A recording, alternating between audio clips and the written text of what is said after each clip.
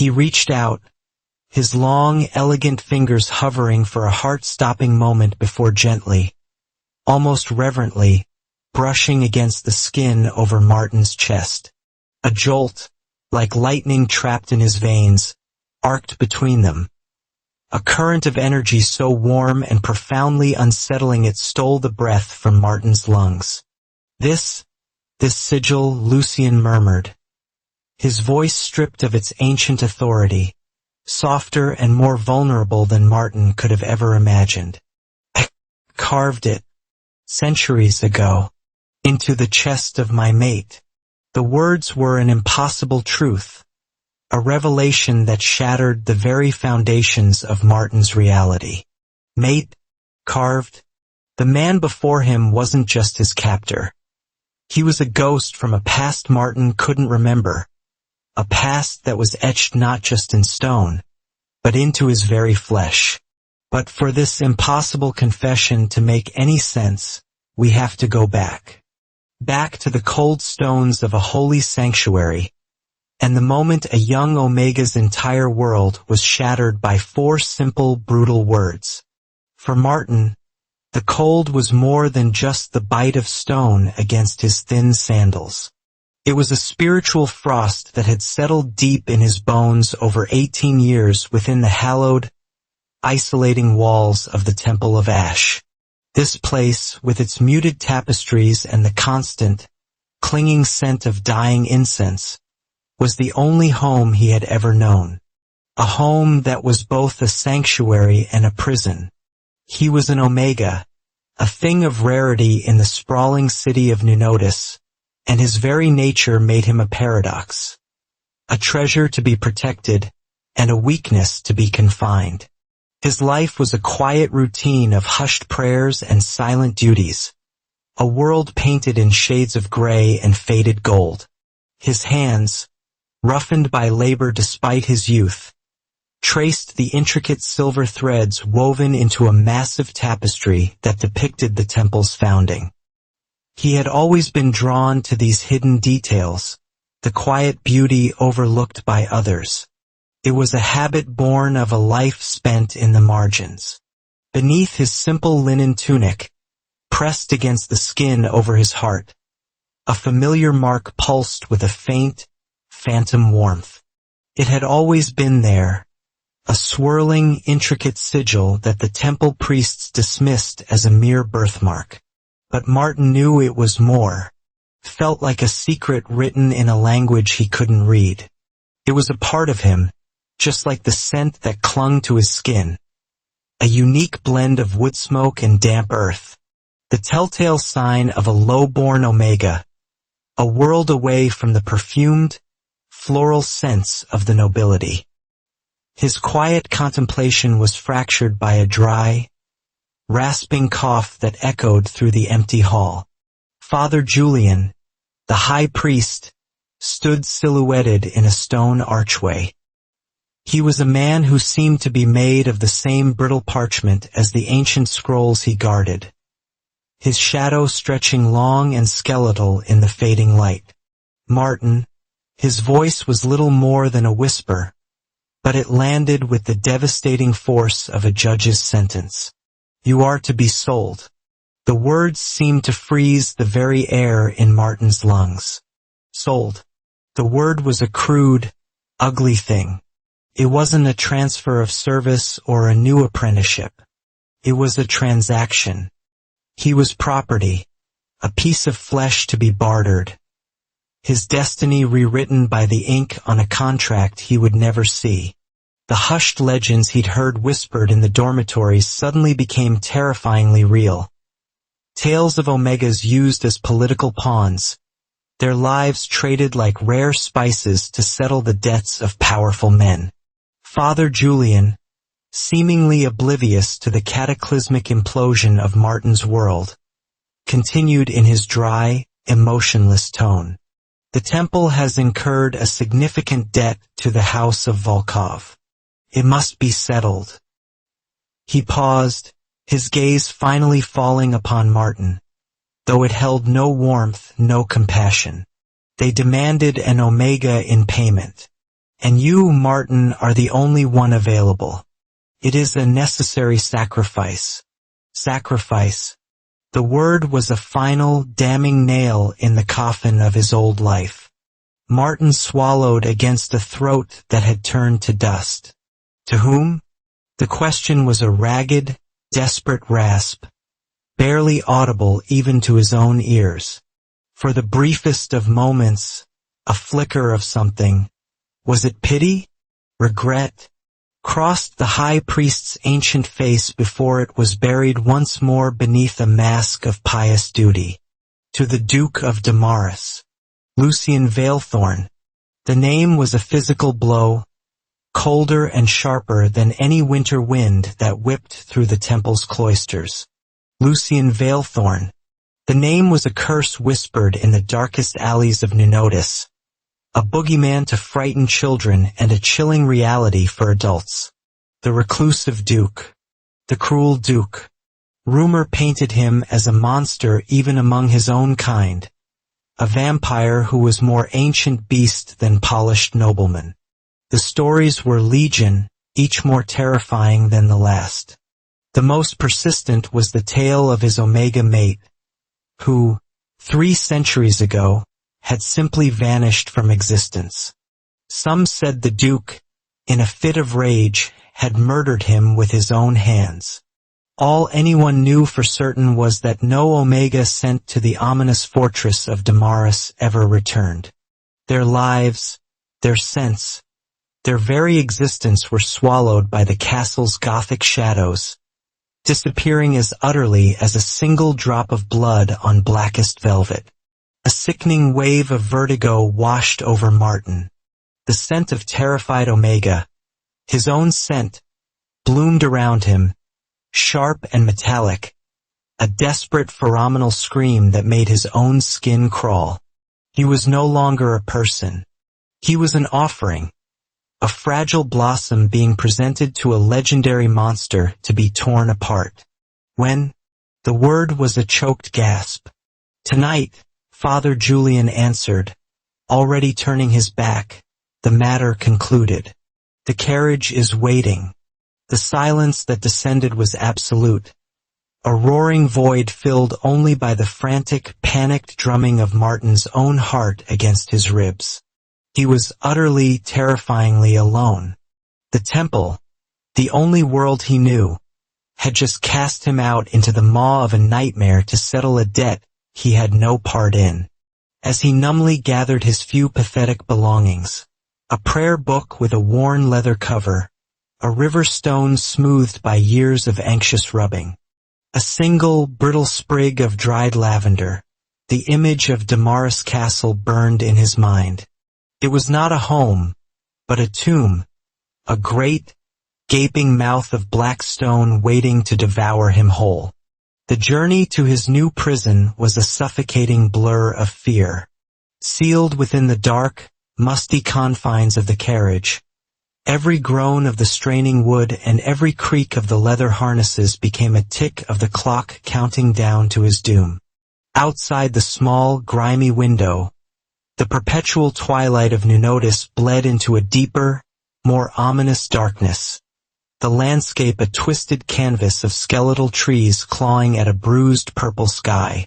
Martin pressed his forehead against the cool glass, watching the world he knew disappear, each mile a step further into legend, into a story from which no one ever returned. When the carriage finally lurched to a halt, the castle appeared before him, a terrifying silhouette against the gloom. It wasn't a building. It was a scar on the landscape, a sprawling monstrosity of black stone and jagged spires that clawed at the heavens like the teeth of some colossal, dead beast. Grotesque gargoyles, their faces frozen in twisted leers, seemed to track his approach from their high perches. The immense wrought iron gates groaned open with a sound like a soul in agony, revealing a courtyard steeped in shadows so deep they seemed to have weight and substance. The very air here was different, heavy, ancient, and laced with a metallic tang that set every one of Martin's primal Omega instincts screaming in raw terror. This was a place of death, a mausoleum built to house forgotten sorrows and unspeakable secrets. He was led by silent retainers through cavernous, echoing halls. His small footsteps on the cold marble were the only sound in a vast, oppressive silence, each one a drumbeat marking his procession to the sacrificial altar. The walls were lined with immense tapestries depicting brutal, forgotten wars and portraits of grim-faced ancestors whose painted eyes seemed to follow his every move with malevolent curiosity. The chill in the air wasn't merely an absence of heat.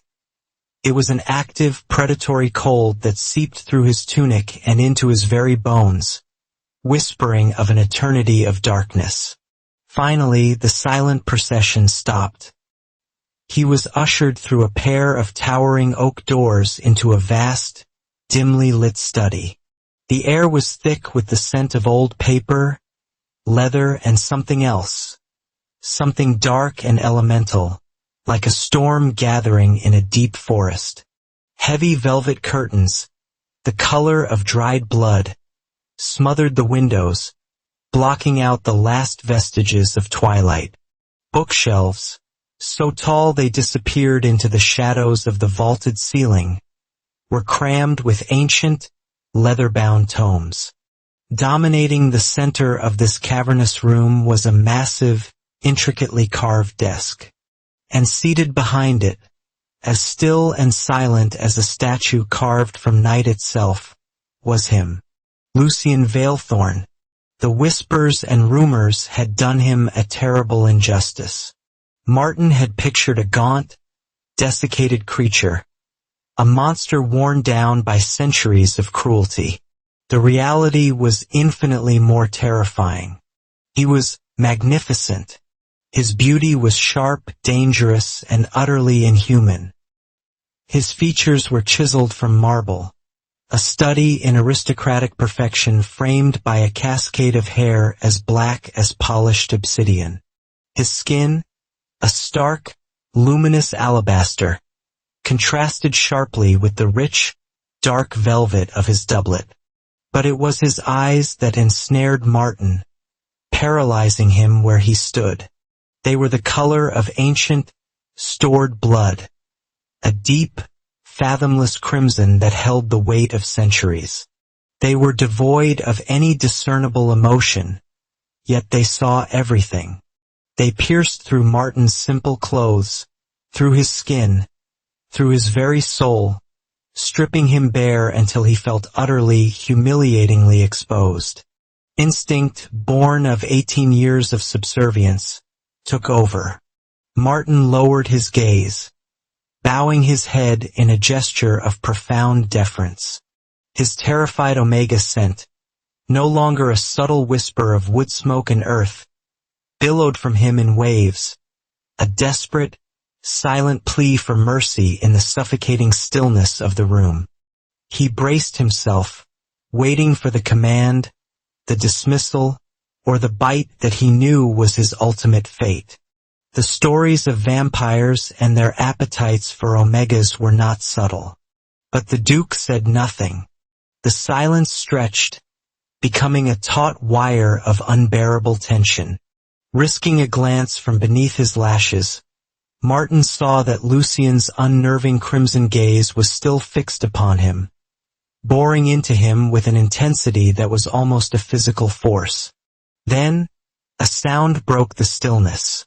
A low, guttural rumble that vibrated from deep within the Duke's chest. It wasn't a sound of hunger or aggression. It was something stranger, something akin to profound, soul-deep distress. A sound of agony quickly and brutally suppressed. For a fleeting, almost imperceptible second, a look of raw, ancient torment crossed Lucien's perfect features. A flicker of emotion so raw that Martin thought he must have imagined it. Lucien's voice finally came, a low, resonant baritone that seemed to vibrate not in the air, but in the very marrow of Martin's bones. It was the voice of ages, of mountains and deep earth. You smell too familiar. Martin's mind stuttered, confusion warring with the all-consuming terror. Familiar? How could that be? He was a nameless, low-born orphan from a forgotten temple. This was the Duke of Damaris, an immortal nobleman of immense power. Their worlds were not meant to intersect, let alone hold any sense of familiarity. With a fluid, unnerving grace, like a great panther unfurling from sleep, Lucien rose from his chair. He moved from behind the massive desk, his crimson gaze never once leaving Martin's face. The air in the room crackled, charged with a strange, undeniable energy, the heavy pressure that precedes a violent storm. Martin's heart hammered against his ribs like a trapped bird. He could feel the unnerving weight of Lucien's gaze travel down his body, coming to rest on his chest, precisely where the swirling sigil lay hidden beneath his tunic. The Duke stopped directly in front of him, so close Martin was completely engulfed by his shadow. He was an imposing, towering figure of darkness and power. He raised a hand, his long, elegant fingers pale against the gloom, and pointed a single finger, hovering at inches from Martin's chest, directly over the hidden birthmark. Martin flinched violently, his whole body recoiling, anticipating the searing pain of a brand, the possessive grip that would claim him, break him, and seal his fate. But the touch never came. Lucien's hand dropped abruptly to his side, and when Martin dared to look up, he saw that the cold, unreadable mask was gone. In its place was a haunted, ancient sorrow, a grief so profound it sliced through Martin's own terror and resonated deep within his soul. It was a look that spoke of histories he could never comprehend, a pain too old for one lifetime. The Duke's gaze lingered on Martin's chest for one more agonizing moment. Then he turned away, dismissing him with a subtle, almost weary wave of his hand. "Take him to his chambers," Lucien commanded. His voice once again a flat, emotionless mask of cold authority. "He is to be prepared." As a silent, cloaked servant led him away, a single question echoed in the terrified chambers of Martin's mind. Prepared for what? He was impossibly still alive, still untouched, but the encounter had left him more shaken than any physical assault could have. The Duke's haunted eyes, that strange, pained growl, and his cryptic words hinted at a darkness far more complex than simple cruelty. They spoke of a secret, a history that somehow impossibly involved him. As he was led into a lavish, opulent bedchamber that felt as cold and desolate as a tomb, the sigil over his heart pulsed with a faint, phantom ache, a silent, insistent whisper of a forgotten truth he was now forced to uncover. Martin's new life was a paradox of luxury and imprisonment. His chambers were a masterpiece of dark opulence, with a canopy bed draped in blood-red silks and a roaring fireplace that did little to warm the profound chill of the room. It was a gilded cage, and he its bewildered, terrified songbird. The days that followed blurred into a strange, uncertain routine.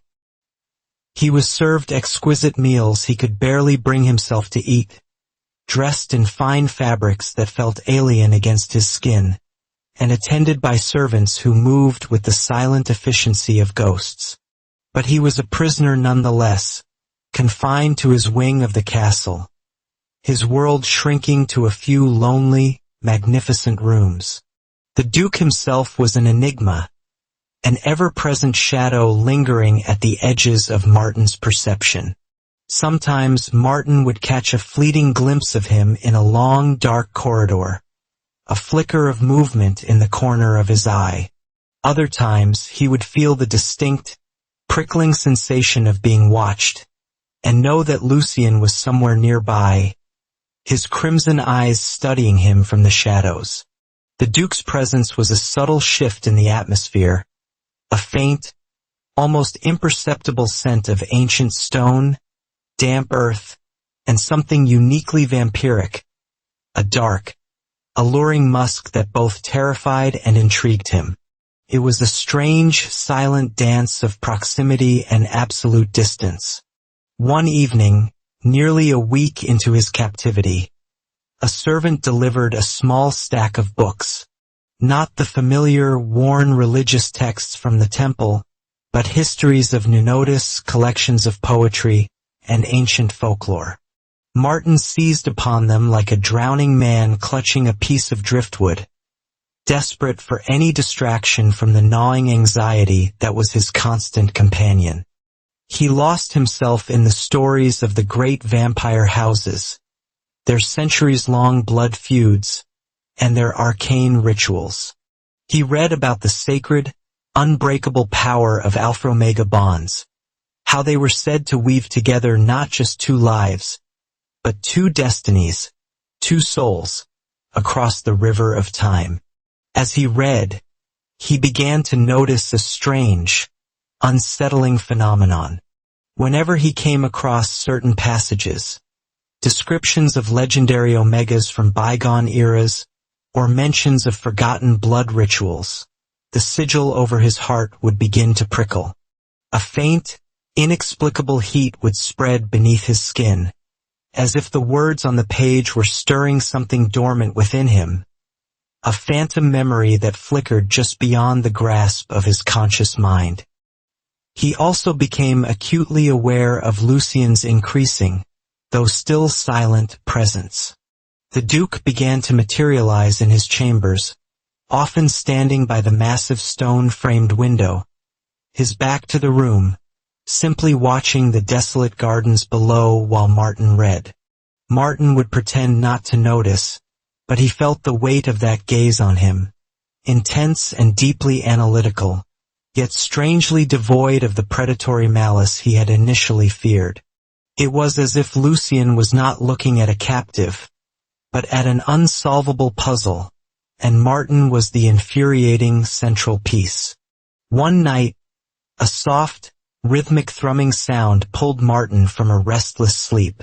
It was like a deep, slow heartbeat, a sound that seemed to emanate from the very stones of the castle. He sat bolt upright in the massive bed, his own heart instantly racing, and saw him.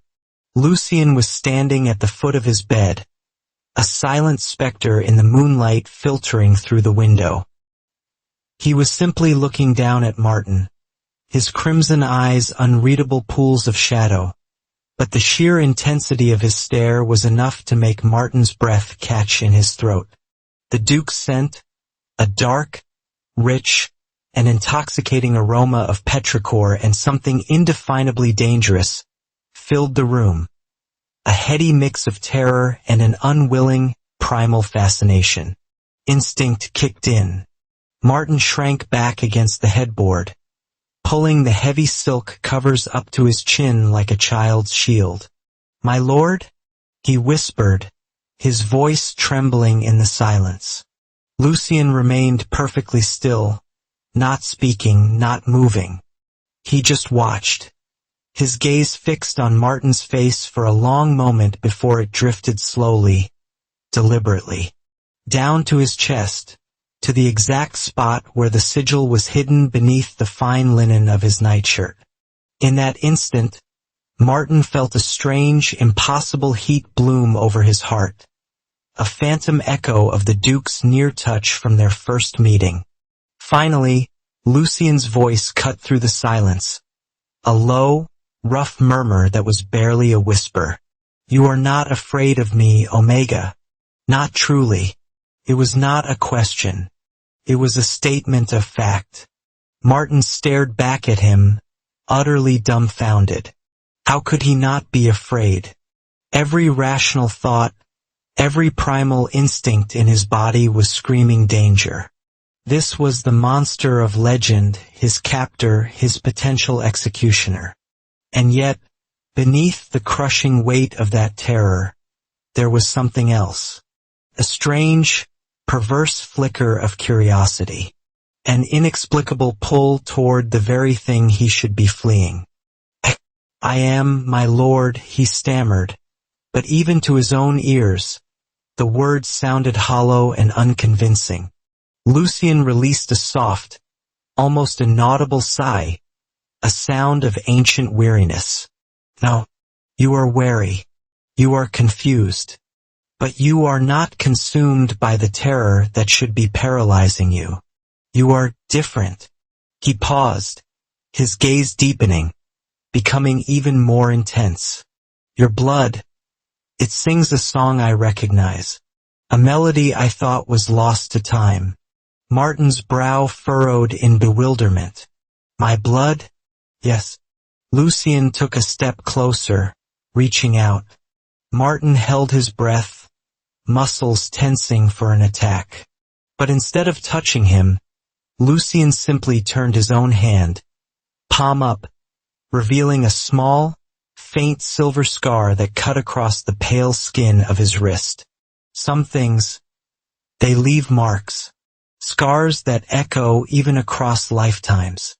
And then, as suddenly and silently as he had appeared, he was gone, melting back into the shadows of the room as if he were made of them. Martin was left alone, his heart pounding a frantic rhythm against his ribs, the Duke's cryptic words swirling in his mind. Across lifetimes? What could that possibly mean? The phantom scent of dark earth and ancient power lingered in the air. A ghost of a touch, a whisper of a past that was not his own, yet was beginning to feel terrifyingly familiar. That single, cryptic encounter fundamentally altered the landscape of Martin's captivity. Fear was no longer the dominant emotion. It was now tangled with a strange, unsettling curiosity, a sense of a shared history he couldn't place. He began to study the mark on his chest with a new intensity, examining it in the reflection of a silver water basin. It was undeniably a sigil, not a random pattern. Its lines were too precise, its sharp edges and swirling curves seeming to trace the forgotten crest of some ancient house. For 18 years, he had dismissed it as a harmless quirk of his birth. Now it felt like a key, a clue to a mystery he was standing in the very center of. One afternoon, he was granted the small privilege of tending to a neglected rose garden in a tiny, walled courtyard attached to his chambers. As he knelt, pulling weeds from around the thorny stems, a faint, almost imperceptible scent drifted on the air. It wasn't the Duke's powerful, earthy scent. This was different. A subtle, metallic tang, like old blood. Driven by an instinct he didn't understand, he followed the scent to a crumbling stone wall half hidden behind overgrown ivy. And there, carved into the ancient, weathered stone, was a symbol. Faint, eroded by centuries of wind and rain, but unmistakable. It was the exact replica of his birthmark. Martin's breath hitched in his throat. His hand flew to his chest, then back to the wall, his trembling fingers tracing the cool, rough lines of the carving. Couldn't be a coincidence. This symbol had a history, a meaning, and a place within the very walls of his prison. His mind reeled with 1,000 questions. Why was it here? Who carved it? And why did Lucien seem to recognize it on him? Just then, a shadow fell over him, blocking the dim light. Lucien. Martin spun around, startled, a gasp escaping his lips. The Duke's face was an unreadable mask of stone, his crimson eyes fixed not on Martin, but on the carving. His gaze flickered from the symbol on the wall to the spot on Martin's chest, then back again. His expression wasn't angry or surprised. It was contemplative and filled with a deep, ancient pain. "You found it," Lucien stated, his voice devoid of emotion. "What is it?"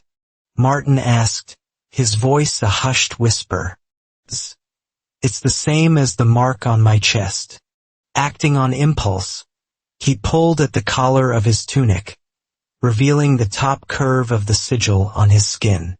Lucien's eyes narrowed. A flicker of something, recognition, regret, a long-buried ache, crossed his face. He reached out, and this time he did not stop.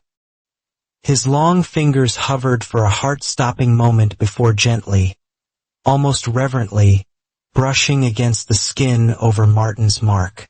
A jolt, like lightning trapped in his veins, arced between them. A current of energy so warm and profoundly unsettling it stole the breath from Martin's lungs. This sigil," Lucien murmured, his voice stripped of its ancient authority, softer and more vulnerable than Martin could have ever imagined. "I carved it, centuries ago, into the chest of my mate." Martin froze, his mind refusing to process the impossible words. Your mate? But I don't understand." A deep, wrenching feeling, a guilt he couldn't explain for a crime he didn't commit, twisted in his gut. Lucien snatched his hand back as if he'd been burned, stepping away, the mask of cold indifference slamming back into place. "No, you wouldn't. Not yet." His gaze became distant, lost in the abyss of time. "My mate, he betrayed me. He led vampire hunters to these very walls. These stones still remember the screams, the blood, the fire." A violent tremor ran through Lucien's powerful frame, a subtle but palpable shudder of remembered agony. He died in the flames they set, protecting something I still do not understand. And I have spent 300 years cursing his memory. Martin could only stare, horrified. Betrayal, hunters, fire. A crushing weight descended upon his chest, a profound sense of wrongness, a primal grief that felt ancient and yet intimately his own. The ghost of a scent, acrid smoke and the sweet, metallic tang of blood, filled his senses. His hands began to tremble. I don't remember," Martin whispered, the words catching in his throat, thick with a sorrow that wasn't his. Lucien's gaze met his, and for the first time, Martin saw the raw, unshielded pain in those ancient crimson eyes. "No," he said, his voice ragged with centuries of grief. "You are a new soul inhabiting an old pattern. But the pattern itself, it remains." He paused, and his voice hardened, the Duke of Damaris returning in full force. "You are here, Omega, and here you will remain. Your presence in this castle, it is a second chance. For both of us. A chance to finally understand the truth of that night." He turned and strode away, leaving Martin alone with the ancient stone carving and the chilling, world-altering revelation. The Duke believed he was the reincarnation of his treacherous, long-dead mate. The terrifying possibility clicked into place, explaining everything: Lucien's strange fascination, his haunted sorrow, his intense, almost gentle possessiveness. Martin was not just a prisoner purchased to settle a debt. He was a ghost, a walking memory of a great love and an even greater betrayal, a harbinger of a destiny he knew nothing about. The slow, terrifying burn of their connection had finally been ignited, fueled by fear, mystery, and a terrifying, undeniable recognition that spanned across lifetimes. That night marked a profound shift in the very air of Castle Damaris. The raw, primal fear Martin had felt for the Duke began to curdle and transform into something far more complex and dangerous. A volatile cocktail of trepidation, deep-seated curiosity, and a strange, magnetic pull that defied all logic. Lucien's shadowy presence became more constant, yet he maintained a frustratingly careful distance. He would join Martin in the small, walled garden, a silent sentinel on a stone bench, his crimson eyes tracking Martin's every movement as he tended to the wilting roses. These roses, Martin dared to say one afternoon, his voice tentative as it broke the heavy silence. They struggle. The soil is poor, and they crave a light that cannot reach them here. He paused, then, emboldened by the Duke's unwavering attention, he added, if they were given richer earth and more sun, I think they would flourish. Lucien's gaze shifted from the dirt on Martin's hands to his face, his expression unreadable. Sunlight is a luxury few in these lands can afford, Omega. And some things are meant to struggle. It is how they prove their resilience. His voice was a low murmur, yet it carried the weight of an edict. A prickle of unease ran down Martin's spine. Was he talking about the flowers or about him?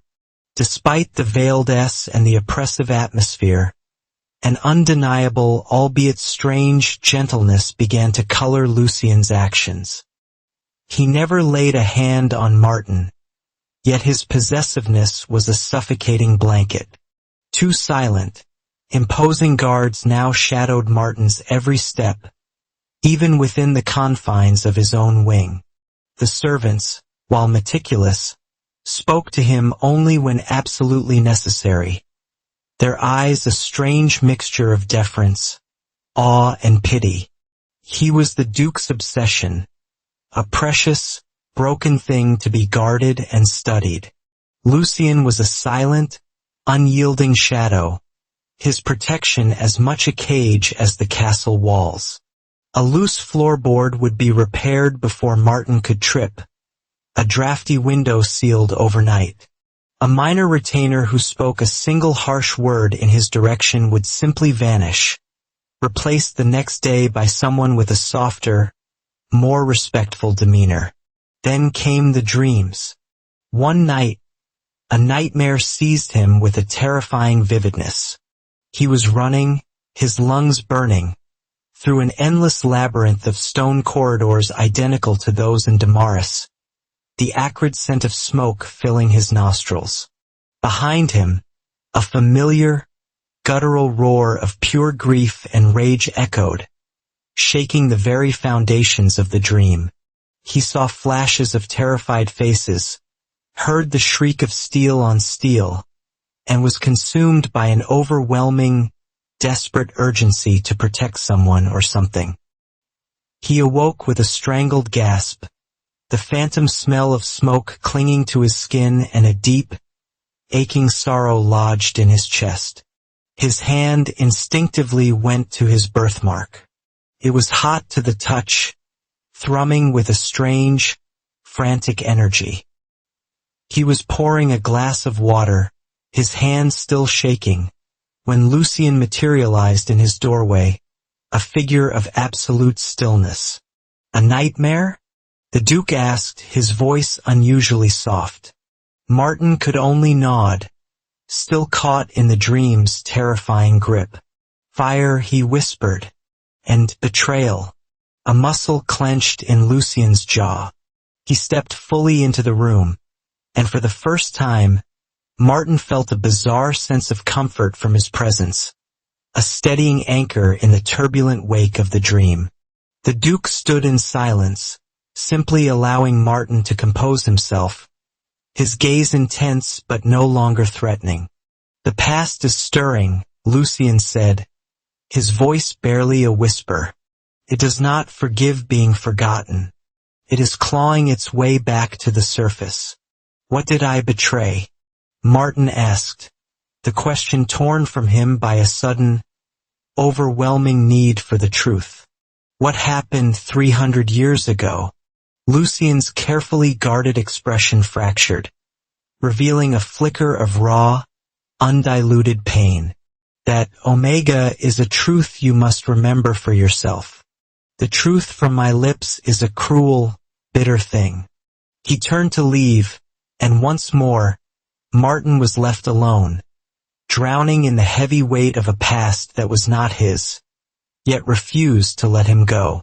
The next shocking revelation came not from a dream, but from a needle. It was standard practice in noble vampire houses to test the blood of new Omegas, to gauge its potency. The castle's ancient medic, a wizened vampire named Alaric whose skin was like wrinkled parchment, pricked Martin's finger. When a single dark drop of blood welled up, Alaric applied a minuscule amount of concentrated vampire venom to it. Normally, an Omega's blood would react instantly, changing color, intensifying their scent. But Martin felt nothing. He watched, fascinated, as the potent, powerful venom simply dissolved, absorbed into his blood without a trace, leaving it utterly unchanged. Alaric, a creature who had seen centuries of history, gasped aloud. His cloudy, ancient eyes widened in sheer disbelief. He repeated the test, and then a third time, his hands trembling slightly. The result was always the same. Impossible, he murmured, staring at Martin as if he were an apparition. No Omega is immune. The venom is the core of our power. It should alter your very essence. Your blood, it neutralizes it. It is inert. When the news was brought to Lucien, it caused a profound and immediate shift in his demeanor. He stared at Martin with a new, dangerous intensity, a glint in his crimson eyes that was a terrifying mix of awe, suspicion, and a raw, primal hunger. Immune? Lucien repeated, his voice low and dangerous, as if tasting the word. Explain. Alaric elaborated, his voice shaking. My lord, it means his blood is beyond our influence. It is a unique vulnerability, but also an unimaginable power. If the vampire court knew of this, they would hunt him. They would dissect him to understand the nature of this immunity. He would become either a weapon or an experiment. Lucien dismissed the medic, his gaze locked on Martin. This immunity, it makes you the most dangerous and the most valuable thing in this world, Omega. A cold dread pooled in Martin's stomach. Another secret, another layer of his impossible existence. Why? He whispered. Why is my blood different? Lucien began to pace, a restless energy disrupting his usual unnerving stillness. My mate. In our past life he was a powerful healer. His touch could soothe the venom's fire. But this is absolute. A perfect shield against our very nature. He stopped, his gaze falling once more on the sigil hidden beneath Martin's tunic. It must be connected to the mark, to what you truly are. The dreams intensified, becoming vivid, corporeal experiences. He began to see a different version of himself, an older, more confident Omega with a deep sadness in his eyes. Dressed in flowing robes and surrounded by the scent of ancient herbs and drying blood. One dream repeated itself with haunting clarity. He was standing in a grand, terrifying hall filled with whispering, predatory vampires. This past self stood before a shadowy, menacing figure on a throne, his hand pressed protectively over his own abdomen. There was a faint, warm swell there, a hint of a new life, and then a choice, a desperate, impossible choice that filled him with unbearable grief. He began to sketch the images from his dreams, the grand hall, the sigils on the vampire's robes, the shadowy figure on the throne. Lucien, ever watchful, found him one evening, lost in his work. The past grows louder, does it not? The Duke's low voice rumbled from the doorway. Startled, Martin looked up. Driven by an impulse he couldn't explain, he held up a sketch of the shadowy figures. Do you know this place? These people? Lucien's eyes darkened, his expression hardening into granite. The Court of Elders. The black heart of Ninotis's power. His gaze lingered on the drawing of the throne room. And that is the grand hall of the Crimson Throne. It is where my former mate made his declaration. The words were laced with a bitterness so profound it was almost tangible. Declaration? Martin prompted, his heart pounding. Lucien ran a hand through his dark hair, a rare sign of distress. He declared his allegiance to them. He swore an oath of fealty to the court, turning his back on me, on our bond. The final words were raw with a pain that made Martin flinch. He chose them over me. He led them here to my home, to destroy me and claim the power of my bloodline. A profound sense of wrongness washed over Martin. The feelings in his dreams, the desperate need to protect, the overwhelming grief, the terror. They didn't align with this cold, calculated story of betrayal. The ghost in his blood was screaming that Lucien's version of the past was a lie. And so Martin stands at a terrifying precipice. He is a ghost in his own life, caught between the bitter, centuries-old narrative of a betrayed lover and the fragmented, emotional truths beginning to surface from his own forgotten soul. The man he is forced to live with believes him to be a traitor deserving of damnation. Yet the echoes of his past self whisper a different story, a story of sacrifice, not betrayal. The mystery is no longer just about who he was, but what terrible choice he was forced to make. What do you think really happened 300 years ago? Do you believe Lucien's story of a cold-hearted betrayal? Or is there a deeper, more tragic secret that he himself doesn't even know? Let me know your theories in the comments below.